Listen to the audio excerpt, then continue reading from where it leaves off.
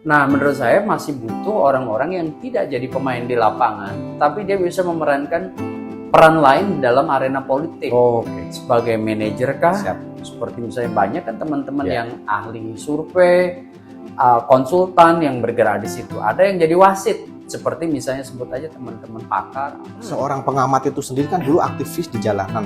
Sekarang pengamat melalui kajian-kajian media seperti itu. Ya. Yang paling membedakan, yang goal menjadi goal seorang Heri Gun-Gun Herianto itu apa, Mas? Goal saya itu memang Contoh independensi pengamat itu menurut Mas Gun-Gun ini sekarang fenomena di Indonesia ini setiap tahun politik tuh pengamat tuh kadang bisa cenderung ke politik A, B, C. Bagaimana sih Mas seorang pengamat tuh bisa firm di tengah gitu, Mas? ya jadi gini sih menurut saya.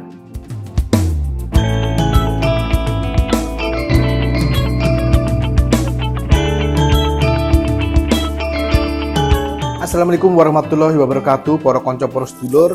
Sekarang saya berada di ruangan salah seorang pengamat politik yang sangat dikenal di negeri ini, yaitu Mas Gun-Gun Herianto. Selain sebagai pengamat politik, beliau adalah dekan di UIN Syarif Hidayatullah Jakarta. Nah, di segmen Sinau Bareng The Belangko TV kali ini, kita akan ngobrol dengan sosok Gun-Gun Herianto tentang politik di negeri ini, dan juga tentang di balik layar seorang Gun-Gun Herianto yang kesehariannya mengajar dan sebagai akademisi.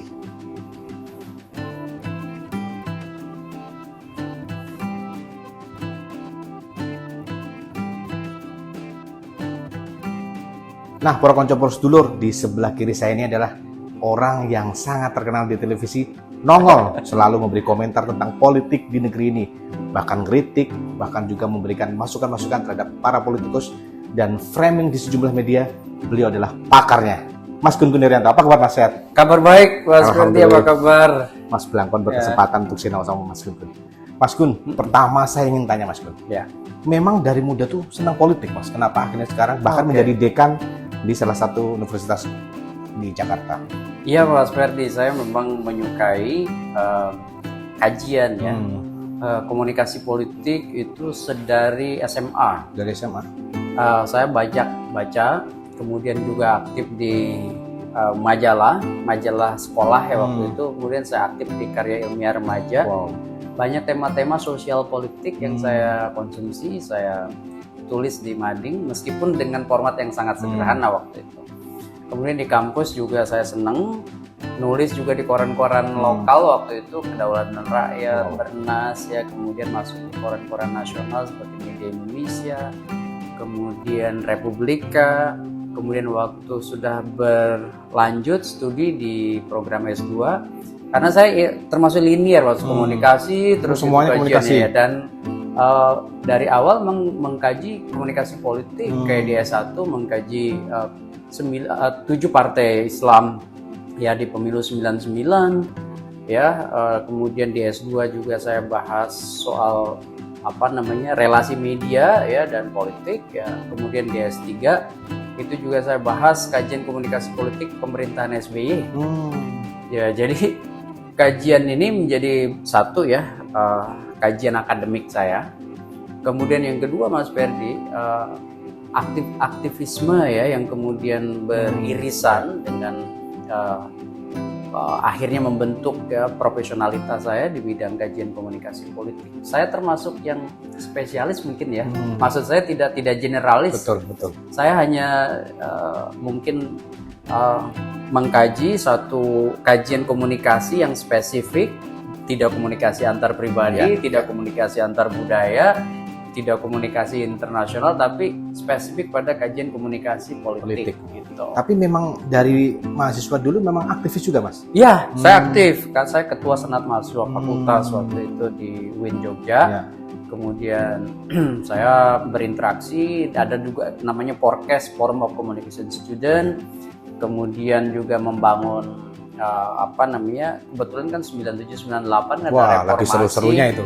Ya, dan kita punya limited group kajian ya, membahas landscape politik bukan hanya nasional tapi regional, bahkan politik-politik global gitu, geopolitik kita kaji. Tapi untuk spesialisasi dari dulu memang saya mengkajinya komunikasi politik ya, seperti misalnya mungkin Mas Ferdi sebagai yang juga senang dengan kajian komunikasi, Little John, Brenda Ruben gitu ya. Kemudian masuk ke komunikasi politik, Danimo, ya segala macam itu kita kaji, Jasper ya. Dan ini akhirnya akan dalam teori konstruksi sosial itu katanya salah satu yang bisa mengkonstruksi itu kan juga bacaan. Jadi itu yang namanya narasi lah ya. Nah, itu yang namanya proses internalisasi.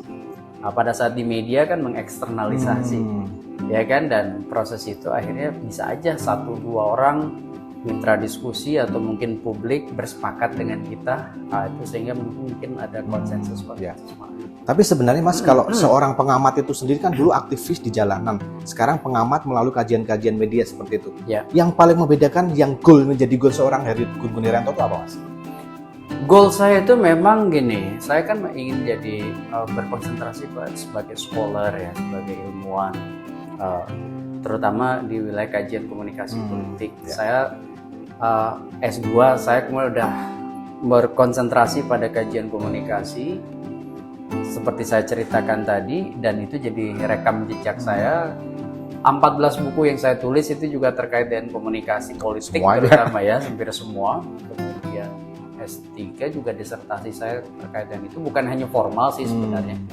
Mas Ferdi mungkin tahu, kita kajian-kajian di luar, misalnya seperti ada program CPID, Civilizing Politics for Indonesian Democracy. Saya juga bikin satu institusi yang banyak melakukan pengarus utamaan literasi politik, namanya Political Literacy Institute.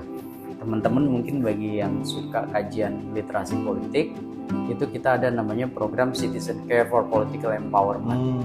Itu ada kajian bulanannya, melalui diskusi-diskusi Mas Ferdi, kita udah lahirin juga beberapa buku itu dari hasil diskusi tematik itu. Dan yang paling penting kita juga bersinergi dengan stakeholder demokrasi lainnya, misalnya dengan di media pemilu, di media. Ini media salah satu salah satu yang sering memberi dalam tanda petik ruang publik ya, meskipun tentu media punya framingnya sendiri-sendiri, tapi kan why not ketika misalnya ada ulasan, ada diskusi, kita bisa masuk di situ meskipun dengan independensi kita ya. Di tengah penatnya framing media kan, namanya scholar, pakar, ilmuwan, pengamat itu masih bisa sebenarnya memberi warna dengan keilmuannya. Nah itu contoh independensi pengamat itu menurut Mas Gun Gun ini sekarang fenomena di Indonesia ini setiap tahun politik tuh pengamat tuh kadang bisa cenderung ke politik ABC. Bagaimana sih Mas seorang politik pengamat tuh bisa frame di tengah gitu Mas? Ya jadi gini sih menurut saya, pengamat itu harus punya pertama kemampuan berpikirnya dulu nih, yang ajak. Jangan kemudian gampang goyah karena misalnya ketidakmampuan untuk mengartikulasikan gagasannya, sehingga gampang dipinjam statementnya. Gagasannya udah di framing lah ya Mas. Ya menurut saya gagasannya itu harus kokoh dulu. Salah satu yang memasok kekokohan pemikiran itu kan sebenarnya input. Input itu apa? Bacaan. Biasanya nih yang tidak solid dalam konteks memproduksi pesan, itu pasti input pesannya juga atau source pesannya itu kurang, sehingga gampang diombang-ambing ke sana kemari gitu. Jadi pertama itu pemikirannya dulu, sehingga membutuhkan yang proses panjang, internalisasi bacaan, diskusi, dialektika. Dari situ kemudian bergeraknya itu untuk sesuatu yang hubungannya dengan keilmuannya, dengan kepekaan terhadap isu-isu sosial politik. Jangan kemudian kepekaannya hanya pada motif ekonomi. Nah kalau pekanya hanya pada motif ekonomi, ya yang ada adalah terjebaknya dia pada politik partisan gitu. Karena apa? Kita ini memang nggak bisa netral dalam konteks, nggak ada pemikiran itu yang netral. Kenapa? Karena bersinggungan dengan buku, bersinggungan dengan gagasan orang, bersinggungan dengan misalnya macam-macam proses konstruksi sosial, tapi bisa independen.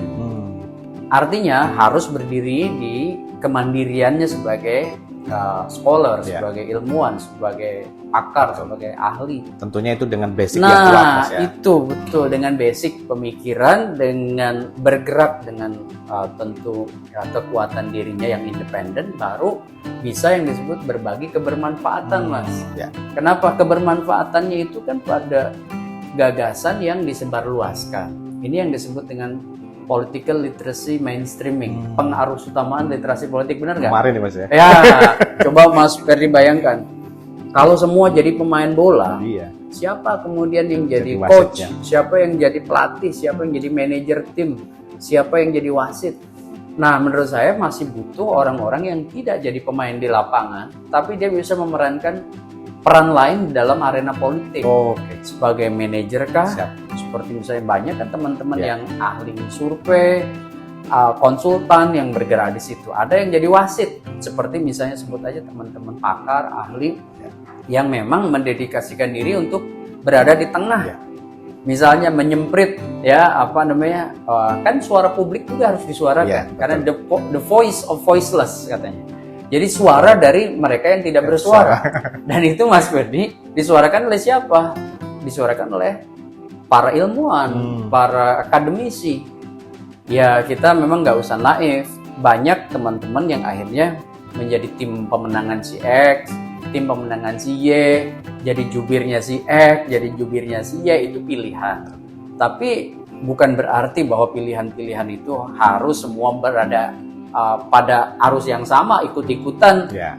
Ya kayak misalnya sampai hari ini saya nggak pernah jadi juru bicara tim presiden manapun, ya kan? Meskipun nggak pernah, tapi sering diundang di partai-partai. Diundang ke partai-partai untuk semacam berbagi sharing keilmuan.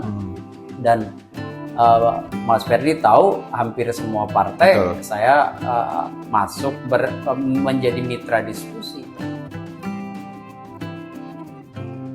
Jadi politik di 2024 itu benar nggak sih akan terjadi polarisasi lagi seperti 2019? Potensi polarisasi itu kan, yang namanya media massa itu kan pilar demokrasi. Maka media harus memerankan diri, apalagi di momen krusial itu, sebagai bagian dari penguat kemajemukan, penguat yang disebut dengan kemandirian bangsa untuk kemudian maju berkembang, bukan kemudian justru mendegradasi. Misalnya menguatkan name calling, pemberian label buruk misalnya, seperti cebong, kampret, gitu kan. Tapi pernah nggak sih Mas di partai itu ditawarin, yuk ikut gitu? Oh iya, Sering, Mas. Mas, ya? Iya, ditawarin itu hampir setiap mau jelang-jelang pemilu itu Pasti, selalu ya? ditawar. Bahkan setelah misalnya proses pemilu selesai pun ada yang mungkin mengajak.